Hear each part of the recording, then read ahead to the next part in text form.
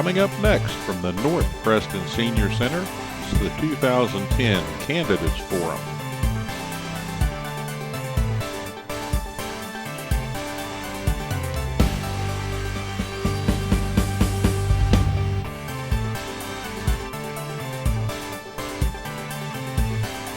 Tonight's program is brought to you by Atlantic Broadband, Mountain Digital, and Blake Electric, LLC, and hosted by the North Preston Senior Center and the North Preston Community Watch. This program is provided as a public service for the viewers of Cable Channel 7 and is produced by Mountain Digital, the home of Cable Channel 7, and your source for computers and technology in Reedsville, West Virginia.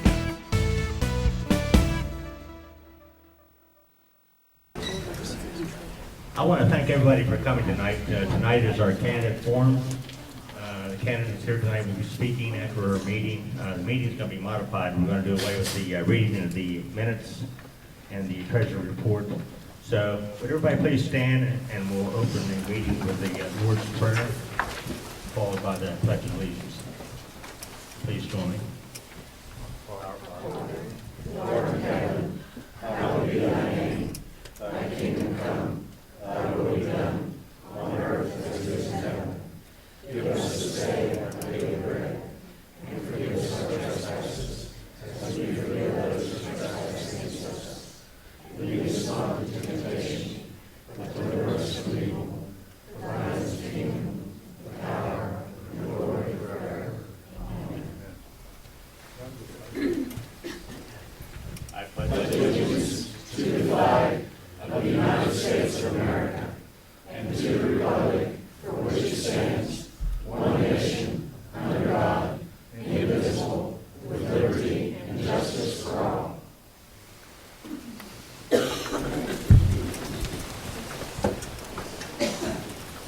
We're going to modify tonight's meeting somewhat because of our candidate forum to give them more time to speak. We're going to do away with the reading of the minutes and treasury reports.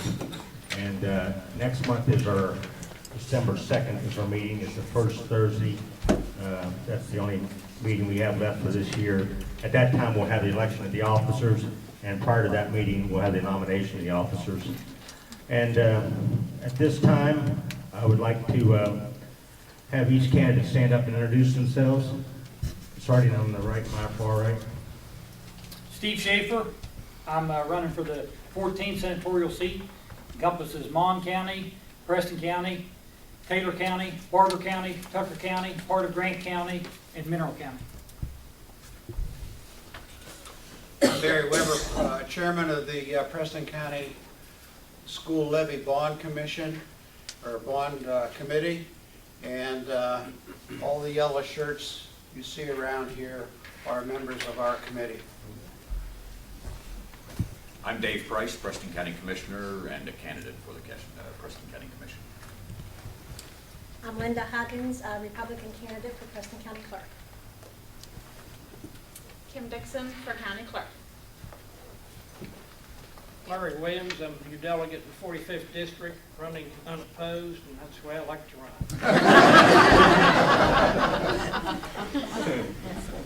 I'm not a candidate at this election, but I'm here tonight to say a few words for Dave Seifel, Senator from the 14th District. I'm Nancy Reckert. I'm the Democrat candidate for the Office of County Commission. I want to thank you all for coming tonight. There's one candidate that's not here right now, and that's John Raese. He's supposed to be here at around 7:45, so we'll accommodate him when he gets here. I'm going to step down from here. Each candidate will have 3 minutes to speak. I'd like for everybody to hold their questions until everybody speaks, and then you'll have be free to ask the questions to the candidates at that time. So, first candidate I have on the agenda is Stephen Schaefer. Steve, come up to the microphone.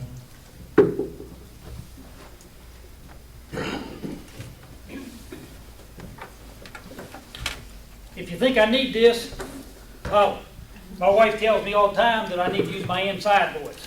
So if anybody has any trouble hearing me, just yell and I'll pick the mic up, but I don't think you will. My name's Steve Schaefer. I'm running for the 14th senatorial seat.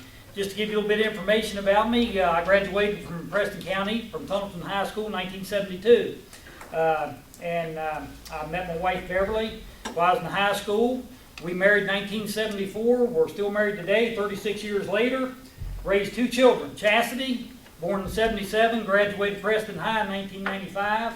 Stephen, born in 82, and he graduated Preston High School in year 2000. When I got out of high school, had an unfortunate accident, wrecked a motorcycle, hit a Cadillac head on, 117 days in a body cast. When I got out of there, needless to say, college was the farthest thing from my mind. So I went to work, worked out of the Labor's Local 379 down Morgantown, worked at several projects around the northern part of West Virginia. 1975, 21 years old, married. My dad told me, he said, you need to get your butt down to Fairmont, down to Martinka Mines.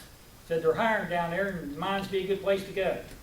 So even though I was 21, I still listened to him. Went to Martinka Mines, got hired, worked there until December 16, 95. December 16, 1995, Martinka Mines closed down. It was a big change in my life. Made a good living as a coal miner, but when you drop down to unemployment, it was a big shock.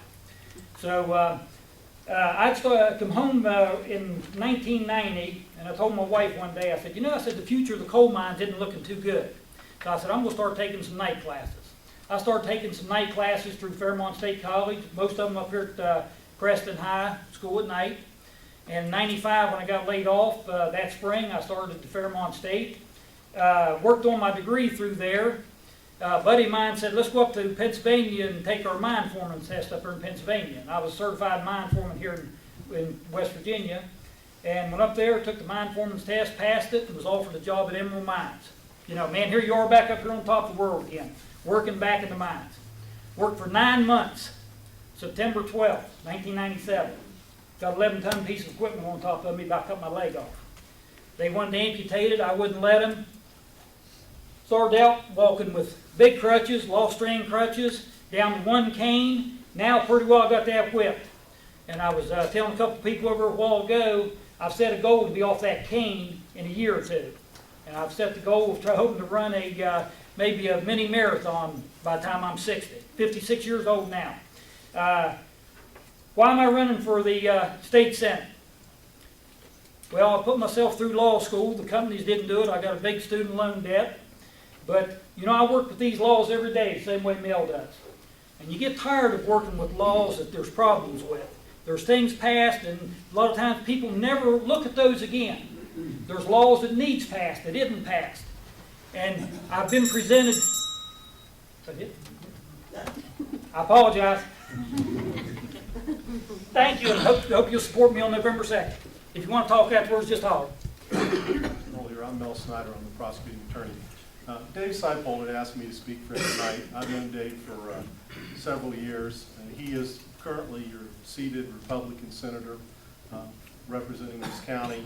And there's a lot of information out there about Dave. I left some flyers on the back table. Anybody's welcome to get one of those and look at that in detail. But I want to talk about why I'm here to speak for Dave. Since he has been a state senator, he actually calls me frequently to ask questions about criminal laws. Whenever they have some law in the legislature that deals with crimes, he will call me, and he calls other prosecutors in the counties he represents and asks them, what do you think of this law? What do we need to be doing? He calls and asks other people about that. He calls and talks to citizens about what laws need to be done also. He also, whenever we request, and I've requested several times, and a lot of this group has heard, we've tried to get laws changed about the number of jury strikes in criminal trials so there's a fair number of strikes for the state and the defense. Dave has sponsored bills to get that passed, I think every legislature for probably the last 4 or 5 at our request. He really goes out of his way to try to represent the people of this county and the other counties he represents, and he talks to you and he'll try to find out what you want, and then he tries to go to Charleston and do what you want him to do. That's one of the things that I've always found most commendable about Dave, that he will try to represent you and do what you want as citizens and try to represent your best interests. I just wanted to say that tonight, remind you he is the Republican candidate. And if you have any questions, you're more than welcome to get a hold of Dave. And as I said, there's some literature in the back. And with that, I'll sit down. Thank you very much for having this tonight. I guess this will be my 17th year of been in Charleston. And one of the main goals I've tried to get, one of the main accomplishments I've attempted to do down there is bring more infrastructure to Preston County. The governor was up last week and brought $800 and some thousand up for 2 water projects, which will finish those 2 projects off. One of which was Bull Run, which I've been working on for 12 years, and it's been a battle, but right down to the fact that used to they called that, maybe some people still do, that budget digest money, bad stuff, but myself and Senator Hunter had used some of that digest money to give to the city of Masontown in order for them to start the Bull Run project in steps if necessary. Well, last year, enough money was got from AML that they needed monies for engineer work to be done for the project. So Senator Hunter and I both gave our permission they could use that money for the engineer work. Well, finally, that engineer work was done. They got their right-of-ways, and now they're ready to go. So they were still short, not quite $400,000. The governor took it out of the contingency fund to provide the additional money for the water project. So, for instance, that was 12 years of work we've been working on with the county commission and everyone to try to get that water project in. I know there's projects in this area that's been on the books for some of them at least that long. One of which is 100% AML funded, and I believe the commission is working on that, and as well as your local water board, and trying to get a number to find out how much upgrade they're going to need for the plant. This will be the same plant that provides water to the prison and so forth.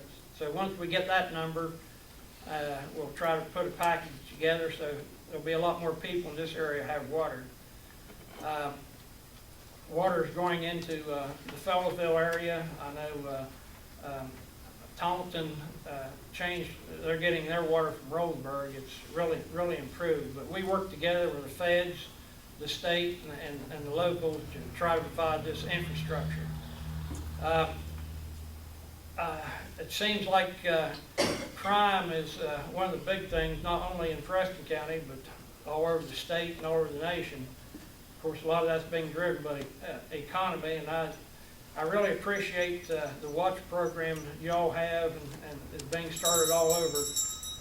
I know personally because I got hit myself here a few weeks ago. So I'll stick around, have questions, I'll try to answer them. If not, I'll get you the answer. There's a few giveaways back there too. Get you some of it before you leave if you wish. Been a commissioner here in the Preston County for the people for 8 years.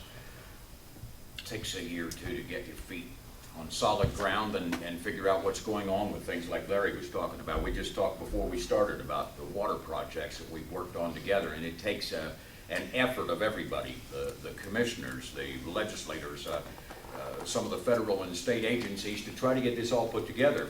And as a matter of fact, just yesterday, a group of people met to put the final kind of icing on at least one of the biggest water projects in the state of West Virginia, right out here in the northern part of the county. And that's the one Larry mentioned is AML funded. And they have 4 other projects that they will be able to work on. So, but it does take a long time, but finally it looks like this is all coming together. This is important because so many people have struggled with this. We work closely with the folks down in Fellows-ville to get Newburgh to provide that extension to the Fellows-ville area where they were using water out of tanks in their yards that was delivered on a daily or every other day basis. That's wrong. And so those are priorities that are set. And that didn't slow this project down, and this won't slow the next one down. And that's what keeps us busy. The job is out there in the county monitoring these things and making sure that if there's a glitch somewhere that we can nab that and keep it moving. So, you know, that's very important, and when the next few years go by and more people can turn on the tap and get water, that's a big deal.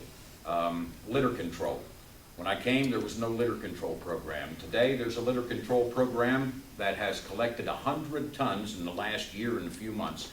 100 tons of just plain garbage, and we're probably close to 4,000 tires off the landscape of Preston County. Prior to that time, there was no litter control program. We just hope to grow it, and we're doing that with a part-time person and the folks that have been sentenced to community corrections and this kind of thing. One of the other important things is the mapping and addressing. That has already been documented to save lives. As a volunteer fireman, I know what it's like to try to find a place when somebody is needing emergency services. Now, we're putting the technology on the other end. As the cell phone companies get their technology together, as our mapping and addressing, if you have a heart attack and you pick up the phone and you're able to dial 911, but not talk, the ambulance can come right to your front door without another word said now.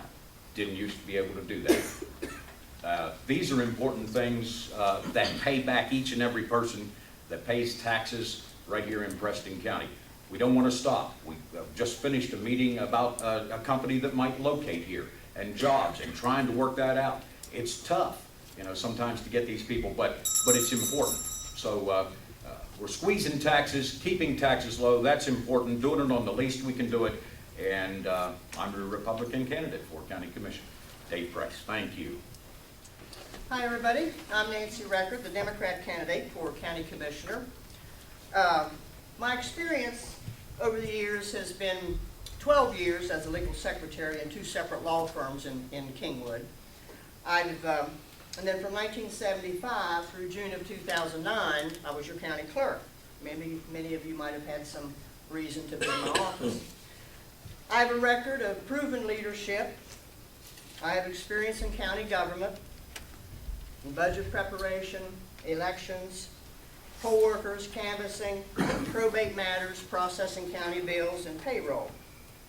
As your county commissioner, I will make decisions based on a common sense approach and the facts that are presented, regardless of what the issue might be. But they will be based on common sense approach, not for political reasons. I will not abuse the power and authority of a county commissioner, and this will be my only job, other than I'm a grandma. You know, I'm a nana to two of my 2 grandchildren, but this will be my only job, and I'll have the time to devote to work on projects for the county. And of course, as many others have, like Larry Williams talked about, the county needs are many. We all know that.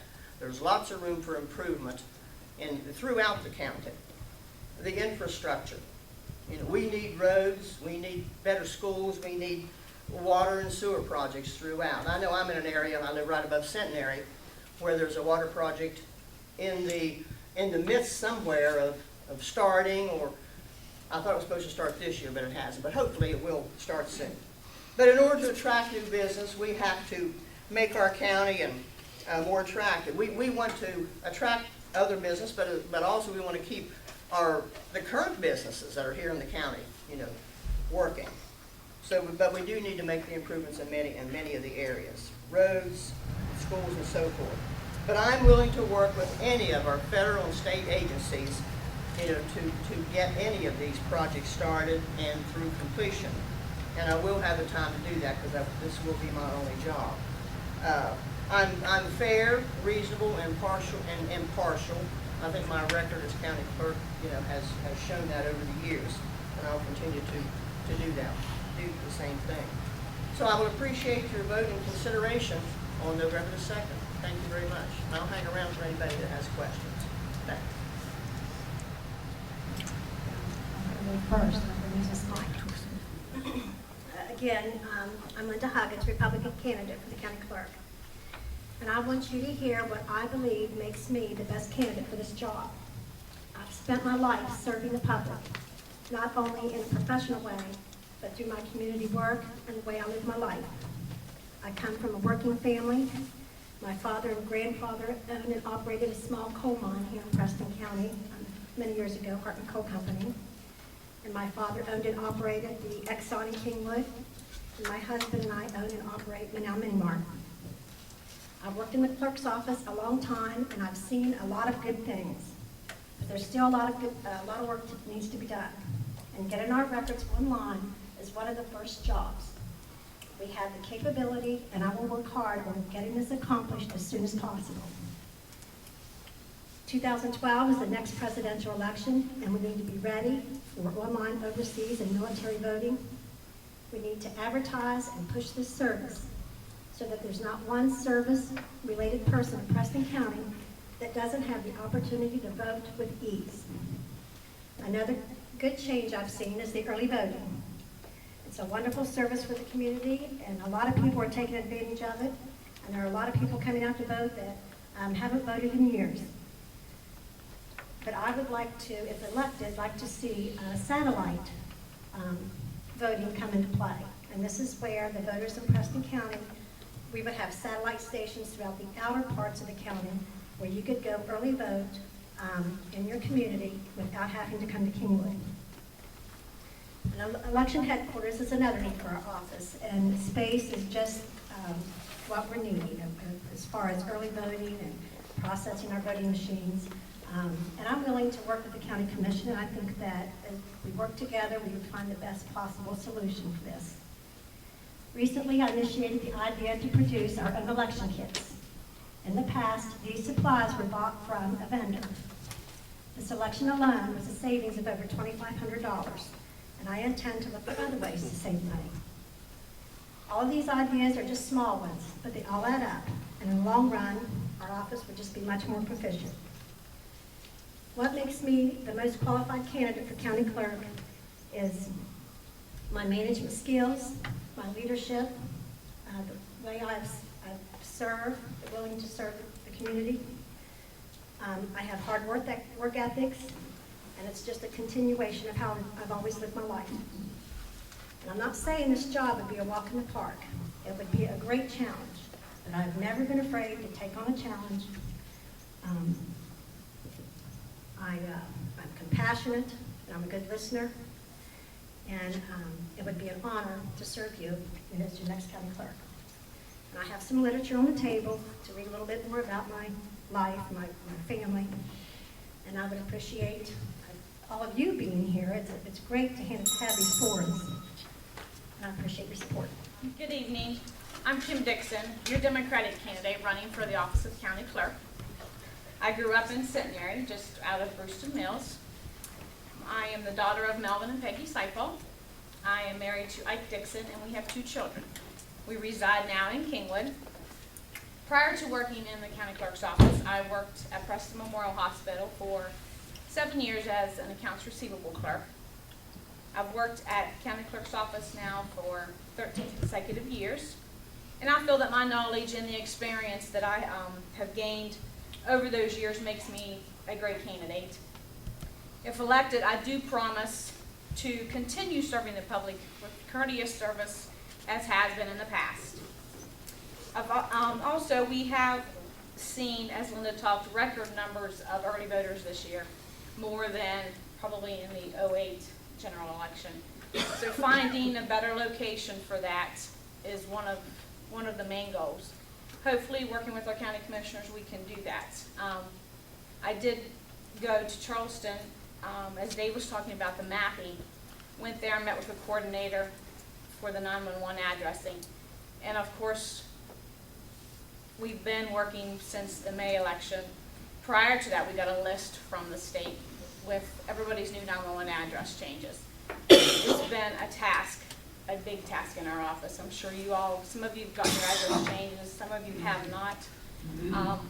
It's not an easy job. However, it is nice because as we look at the 911 map that has been presented to us with the 911, we know exactly what side of the road you're on, whether you're on the right or the left. We don't have to go by trying to determine that.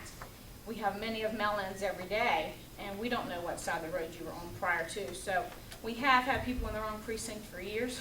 We hate to say that, but unless you go door to door, you don't know which side of the road someone was on. So the 911 mapping's been a big task for everybody. As the record numbers for early voters, we've almost reached 1,400 already as of the end of the day today. So with 3 elections in 1 year, we're all exhausted. So I promise to do the best job as the next county clerk if I am elected. So in closing, I'm asking for your support, and I hope that you have the trust and confidence in me to be your next county clerk. Thank you, and remember, vote Kim Dixon. What you see in the yellow shirts are here for one reason. That's the students of Preston County. Preston County today is on a verge and a junction in the road. This election on this bond is about putting kids first. It's about putting our kids in a safe and positive learning environment. It's about retaining our community schools.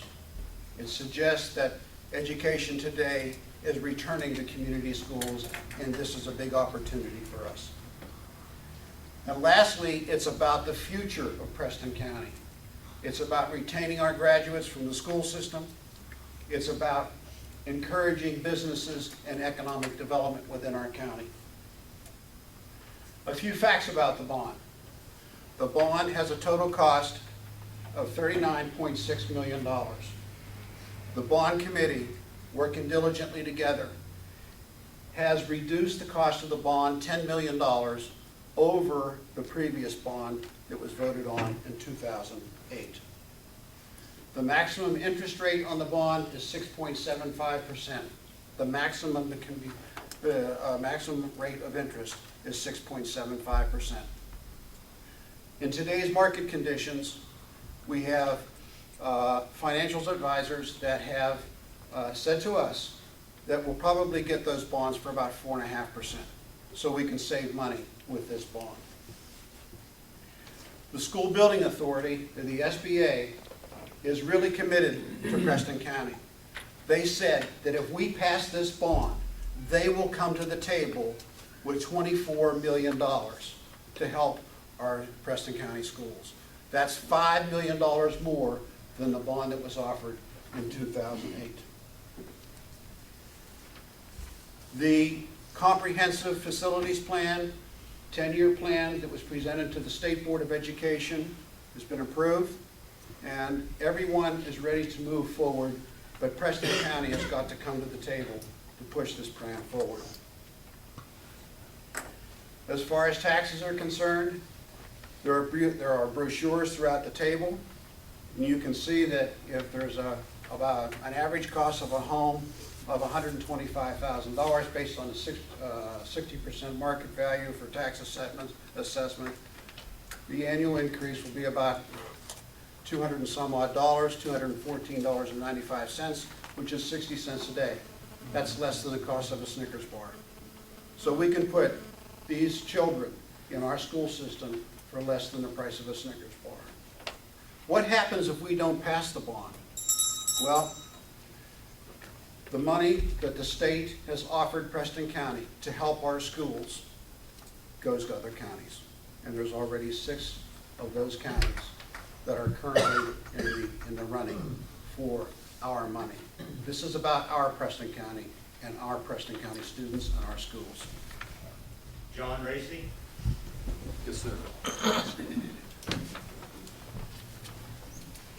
Hey, good evening. Does this thing work? Yes. Can you hear me? Here we go. Yeah, I just want to thank you very much for having, first of all, I'd like to excuse myself. I've been a little late today and tardy, and I have to make another appearance tonight. As you can imagine, running across the state of West Virginia does take its time. But Liz Raese, would you stand up? This is my wife, and she's traveled with me for the last 4 months and done a good job. But I just, first of all, want to thank you all so much for having a forum tonight, and I wouldn't miss it for the world. Preston County has been so good to my family, it's beyond belief. And when my grandmother and grandfather first settled in West Virginia, the reason they came for all the natural resources between Monongalia and certainly Preston County. We've been here a long time. We're going into our 95th year of business here in West Virginia, and a lot of it still is in the Preston County and certainly Greer area of West Virginia. And there's somebody else that I know right there, Debbie Christopher. Debbie, how long have you been with us and working together? Almost what, 20 years or 30 years or 31? 24. 24. No, He 30. does live in West Virginia. Yes, he does. He's in the office a little more than what we like sometimes. There's a problem. But certainly going into the future, there are choices to be made. Certainly in the United States Senate is a very important choice. And one of the things that I want to talk about tonight is cap and trade. We've all heard about cap and trade. I think I don't have to explain what it's going to be. But the most important thing that we need to know is the Bush tax cuts and cap and trade are going to sit in what is called a lame duck session of the United States Senate. That's a 2-month period. And remember that the senator elected from West Virginia, Delaware, and Illinois will go into that lame duck session. Sitting there are those two massive situations. Now, cap and trade, if that is passed or engineered by a certain party, would mean that the EPA then could institute it if they can't get the votes. I think it's very important to understand that. My opponent has already said, and still says today, that he believes in climate change and warming of this country is caused by man. In other words, he believes in climate change caused by man. In other words, CO2 or coal. I don't. Now, he might shoot a gun at a tree and say he's not for cap and trade, but in West Virginia, we do have cap and trade. It's under Governor Manchin's leadership. It's called House Bill 103. It's going to remove 25% of all the coal burned in all of our power plants by the year 2025. It will start in 2015. That's law of the land right now in West Virginia. We're the only state that has that. So I always watch what people do and not what they say. That's here with us right now. Bush tax cuts, extremely important. I want to make them permanent. He wants to just extend them. When you make them permanent, guess what happens? There's no more inheritance tax. None. So if you own a farm today, if you have a business today, if you're in small business or just accumulated wealth, you have to remember that inheritance tax is 55%. That's staring a lot of small business and a lot of families right in the face. We can't afford a tax raise. This would be the biggest tax increase in the history of our country if we don't make those permanent, the Bush tax cuts. But moving forward onto that, we have to do a lot more in the United States Senate. We have to quit printing money. We are printing money right now at a rate that's alarming. We've increased the supply, or the money supply in this country, twofold. It's gone from $850 billion to $1.6 trillion in just 1 year. You know what that spells out? That's called inflation. I've talked to a lot of young people in schools and they don't really understand what inflation was. Well, we all grew up and we experienced the 70s, and I think we all have a pretty good idea what inflation was all about. We don't want to go through this again. We have to make our monetary system strong. We also have to downsize spending, and we have to cut regulations in this country. The code of regulations in this country, who are stifling small business, are 150,000 pages of regulations. That's what American business looks at every day. That's over 50 volumes of regulation. So there's a lot of things to look at in the United States Senate and a lot of direction that we can go. But remember right now that we are in a recessionary pattern. The good thing is that everything has been man-made. In other words, we can correct the direction of this country if we have people in the United States Senate that have that type of feeling and have that kind of direction. My background is business. I think a lot of you know me. My background is creating jobs. My background is success. That's what I want to bring to West Virginia and certainly the United States Senate. I want to encourage you all to remember that West Virginia, along with Delaware and Illinois, will send 3 senators. They're going to go into that lame duck session. There are going to be a lot of defeated liberals in that session. So with Barack Obama as president, that's a very scary scenario. It's very much of a concern, certainly in my family, and I hope in your family too. And with that, I thank you very much. And once again, I appreciate the time, and certainly to come up here is always an honor for me. You all in Preston County meant a lot to our family. Thank you very much. Thank you.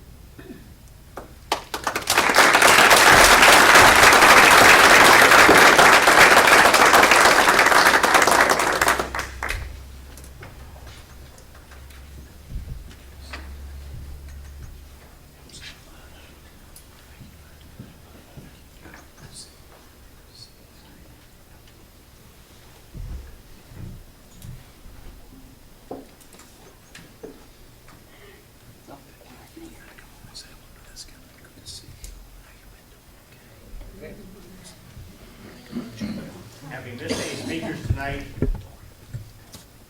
None at all? We're okay. At this time, we'll open the floor for questions to our candidates.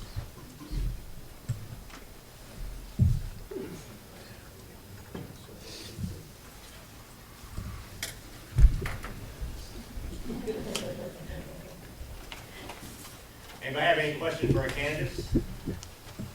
Mr. Raese has to leave soon. If you have any questions to him. Absolutely. I'll go right back up there. I didn't hear him mention anything about minimum wage. It's been published in the paper that he wants to cut the minimum wage.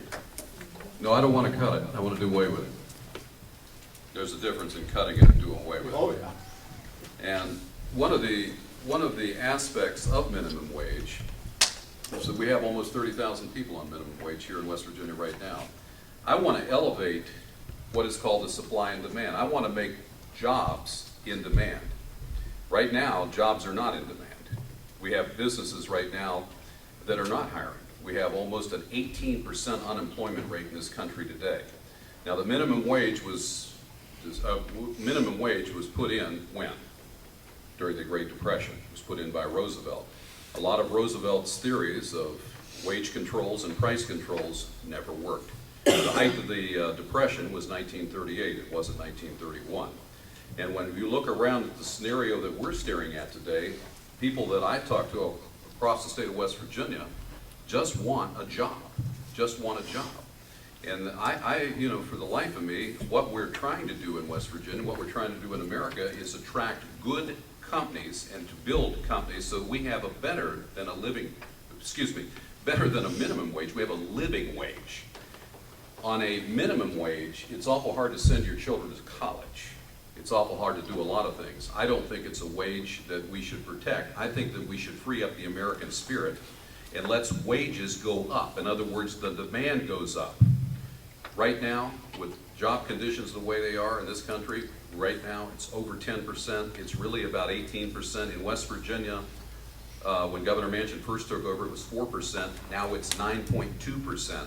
The question now becomes, how are we going to attract jobs? In the direction of what we're seeing from stimulus, which is a failed project, a failed situation, I think there are a lot better ways to do it. And one of the ways to do it is make an environment which is called an enterprise zone.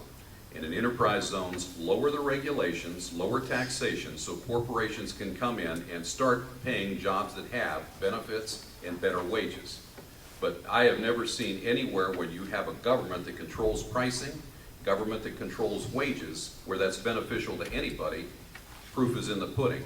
I think we have to change the direction of Manchin Obama and go in another direction to improve lives in this country, not to hold them down. There's no difference between working at $7.25 or $7. There is no difference. It's still a low, low wage. I want to see those wages go this way, not this way. Thank you very much for that question. I get asked that question a lot. And it's good to ask those kind of questions. One of the reasons I wanted to debate Governor Manchin was I'd like to sit there and discuss those points, but I never got that opportunity. I was a member of a forum and only got about 5 minutes.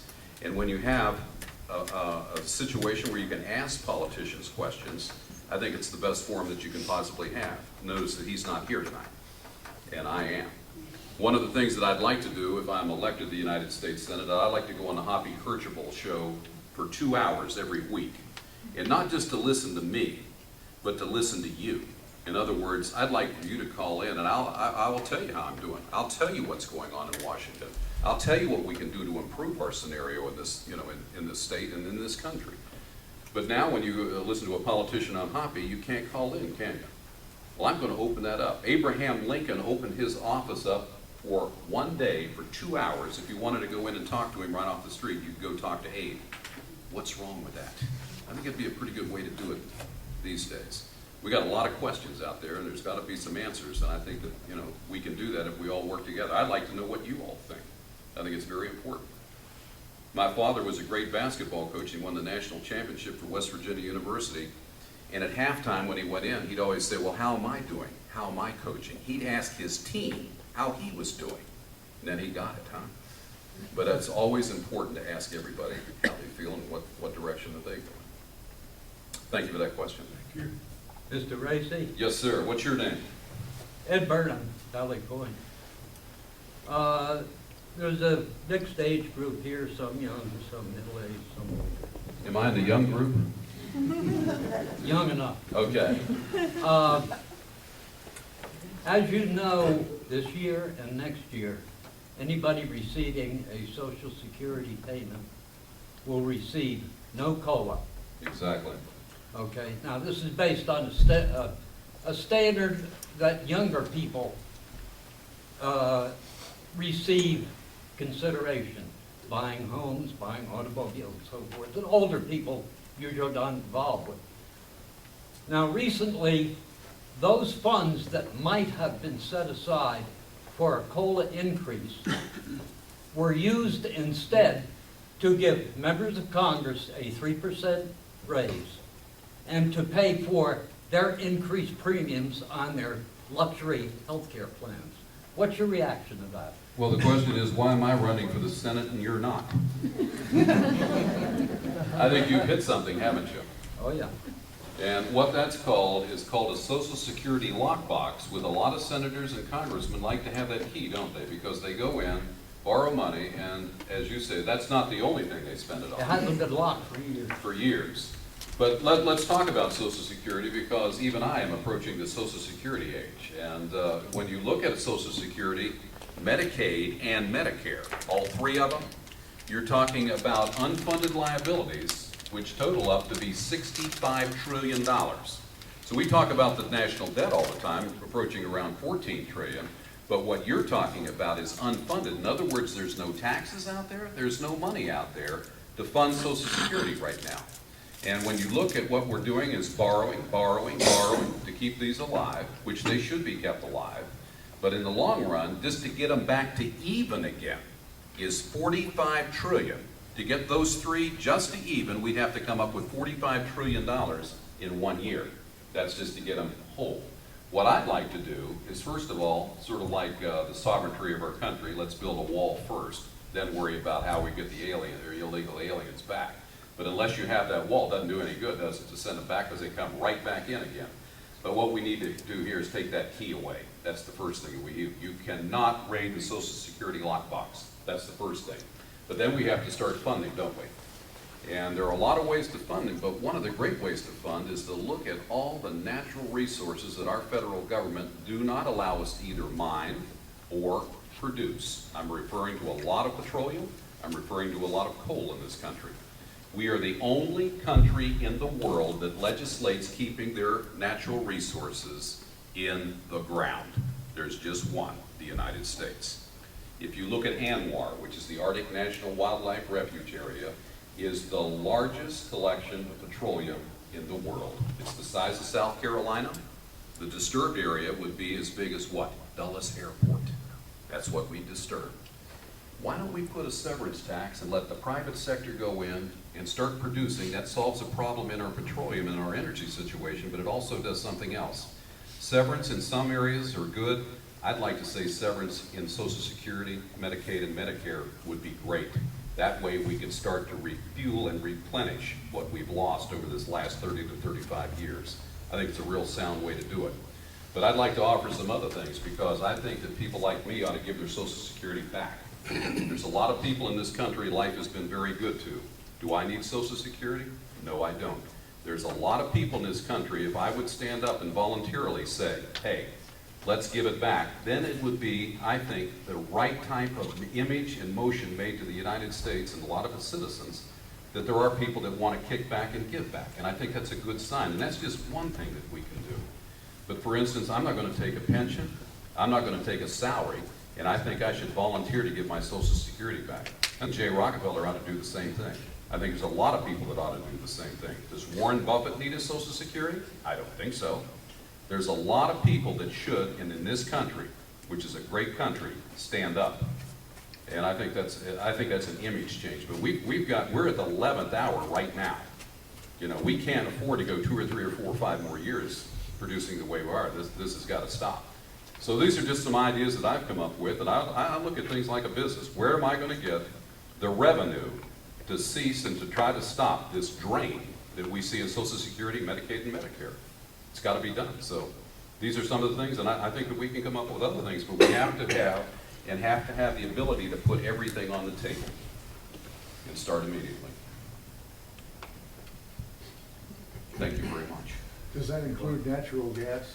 Yes, sir.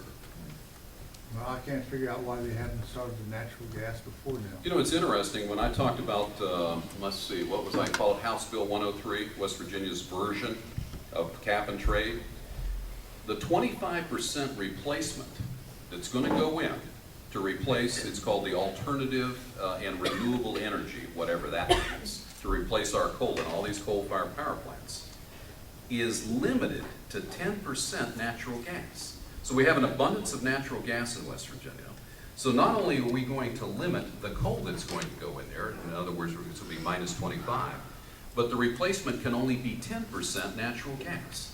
So what are we doing? We're putting a restrictor cap over two, not one, but two of our natural resources. Does this make any sense? No sense at all. No sense at all, does it? We are the only country in the world that legislates keeping our natural resources in the ground.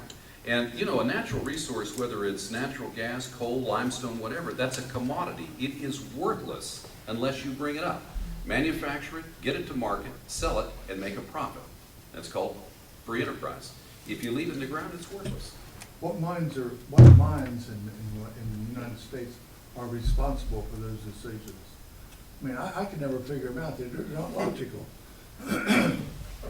Yeah. You know, it's kind of like, you know, it's all there. Right. I mean, even. But you know something that's interesting about capitalism? The cornerstones of capitalism are what? Private property and energy. What's under attack in this country right now? Both of them. Both of them. And you see, it's not about the environment, it's about control. It's not about the environment, it's about control. And as you know, with Obamacare, 51% of our gross domestic product will be under control of the federal government when that's implemented. That's 20% of our GDP right now. And if we have the misfortune of having cap and trade leveraged at us, that'll be 71% of our GDP will be controlled by the federal government. There are no free nations anywhere in the world that have that kind of GDP controlled by the federal government. None. None. Pretty tough to take. It's one of the reasons I run for the U.S. Senate. Who are they copying off of? Whoa.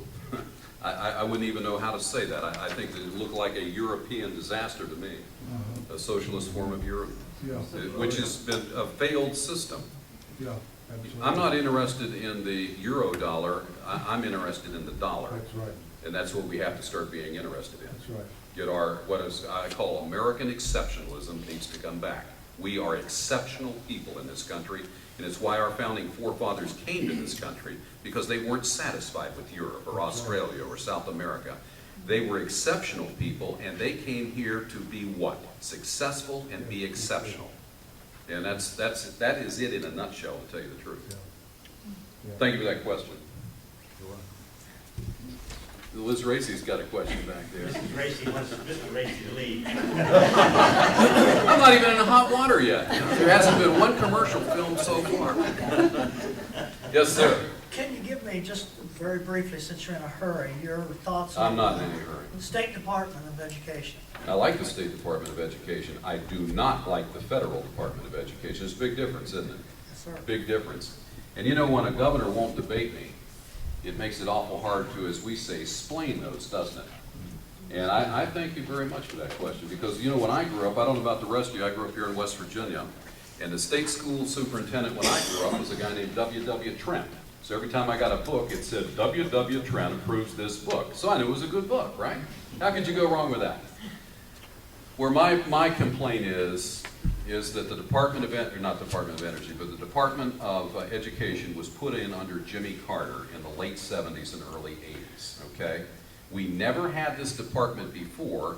The existence of it, we employ right now 4,800 people in the Department of Education federally. It cost us $52 billion to operate this thing, okay?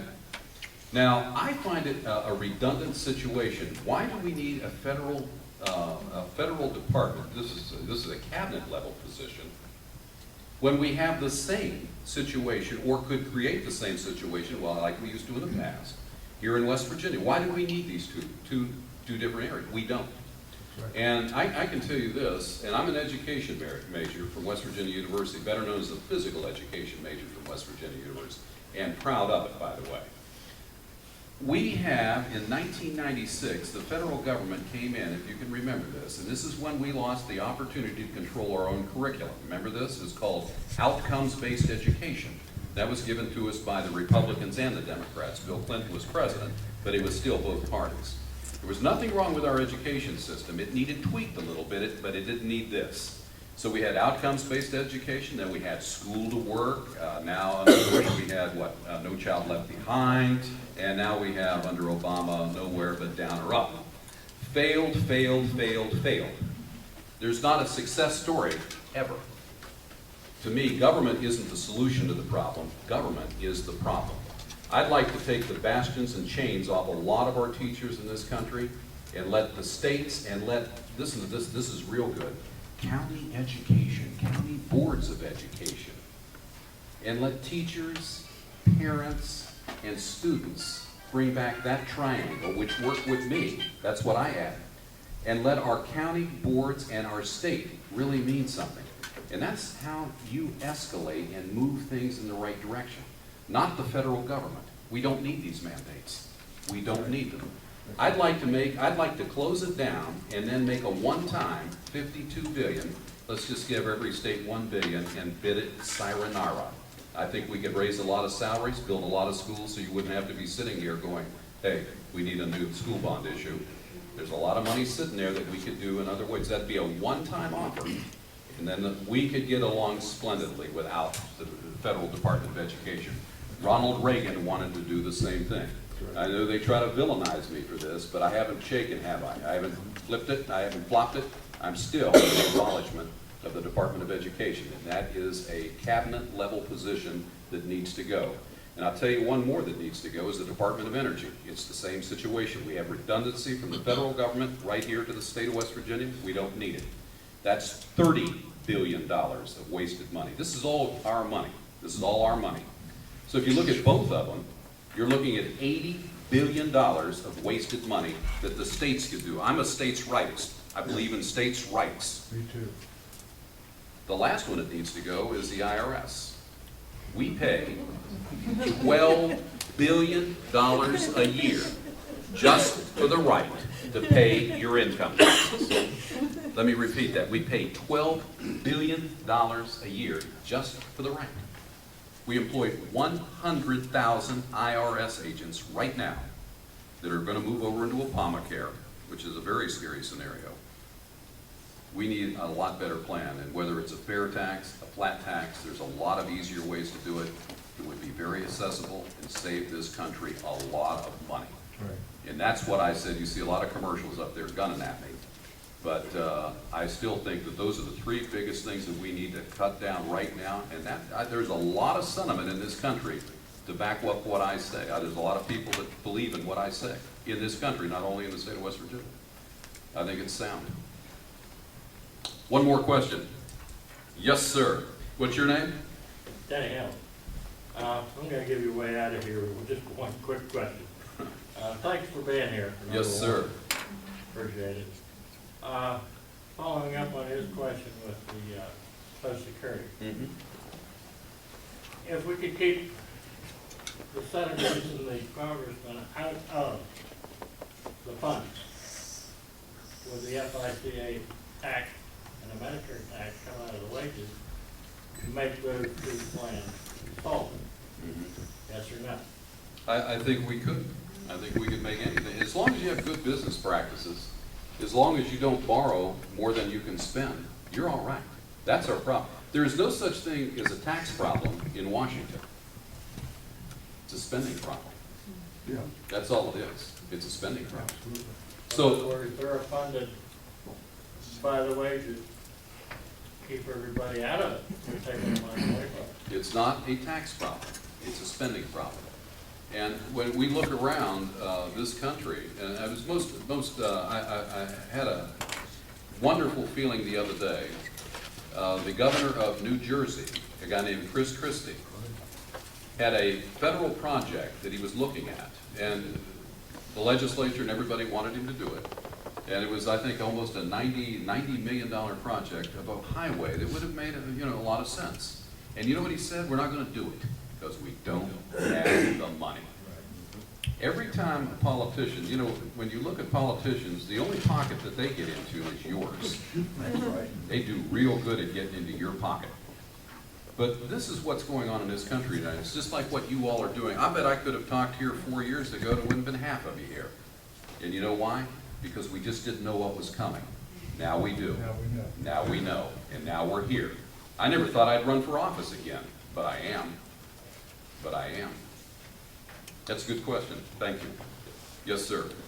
That was supposed to be my last question. Is China our country's biggest creditor? Are they the ones who are giving us the money to fund our out-of-control government? And if so, what happens when we can't pay those bills? You're asking me this, huh? China, we owe China about $950 billion. And to answer a lot of your question, yes, they are our biggest creditor. What are we going to do about it? Well, first of all, we're going to quit printing money. That's number one. And that'd probably make China pretty happy if we quit doing that too. Sure would. Number two, we have to get our monetary system under control. In other words, we're running an inflationary pattern here that's not sustainable. Our debt is not sustainable. So what are we going to do? First thing we're going to do is try to balance a budget. That's the very elementary thing that every state and every nation has to do. That's part of the Constitution as far as I know. If you're sworn in the United States Senate, you have to uphold the Constitution, you have to defend the country. I think both of those fall in those categories. But let's say I'm somebody that's for term limits. Are term limits doable? I don't think they are because of the nature of the beast. You have all these career politicians that are going to vote on it, aren't they? Yeah. Remember the contract with America? The first thing that went out under Newt Gingrich was, term limits. So why don't we just have a balanced budget amendment and make them actually do a job? I think that's doable. And so if we can balance the budget, in other words, we're going to stop the bleeding. We're going to quit printing money. And then we're going to have a regulatory cut where we start generating money. That's an interesting, like making money. Is there anything wrong with success in this country? I don't think so. It's called American exceptionalism. So let's start making money. Let's have the private sector have that opportunity. That can happen. Now, let me give you an example of a tax cut under Bill Clinton. Bill Clinton cut capital gains tax, okay? He cut it 10%. And what happened when he did it? Well, the Treasury filled up with so much money that a Republican Congress and a Democratic president balanced the budget. That was the only tax he cut. Stop clock break twice a day, right? But that's an example of how powerful, if you make cuts in spending first, then you can make tax cuts. Don't make tax cuts without the other. That's been a carbon copy for a lot of red ink, I think. So when you can do that, then you can start manufacturing the base. And what pays taxes and what makes this country grow is tax collections from companies that are profitable. And if you're not profitable in this country, which is certainly a scenario that's looking at us dead in the eye right now, we have to change that around. And that's called the environment of our country. The business environment of our country needs change. It's the wrong direction. And when you see a president come on and villainize people that are successful, villainize companies that are successful, take over our largest car companies, take over our banking systems, this is not right. This is not right. Government isn't the solution. Government is the problem. And you never, ever tax yourself into prosperity. That doesn't work. Just has never worked. So those are just, but once again, I'm in the manufacturing business. I sell steel all over the world. I'm not least concerned about China as a competitor because in our steel company, we can produce a better product at a better price than communist China can. Because we arrive everything that we do around Deming's theory, where quality drives everything. And that's what this country has to get back to. Remember when Cadillac was the standard of the world? Can they make that statement today? They have a hard time doing it, don't they? But when I was growing up, Cadillac was the standard of the world. If it wasn't a Cadillac, it was a Packard. If it wasn't a Packard, it was a Duesenberg. We control the scenario. We have to get back to that. And it's just like our steel company. We trade and are successful because we have the capital to reinvest and make that company the very best in the world. And remember, capitalism, you have to have capital to make capitalism work, and that's another problem. That's another problem. So we have a lot of work in front of us, is what I'm trying to say. I like that opportunity to do some of that work. New direction. Hey, I want to thank you very much. I appreciate it. I'm taking up all the time. And I just, once again, we have a November 2nd due date, don't we? Yeah, sure do. Let's all vote. Let's all vote. Thank you very much. Appreciate it.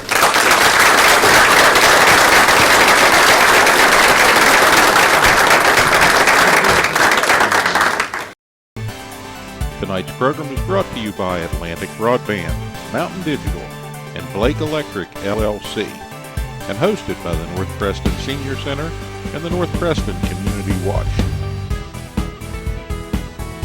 This program is provided as a public service for the viewers of Cable Channel 7 and is produced by Mountain Digital, the home of Cable Channel 7, and your source for computers and technology in Reedsville, West Virginia.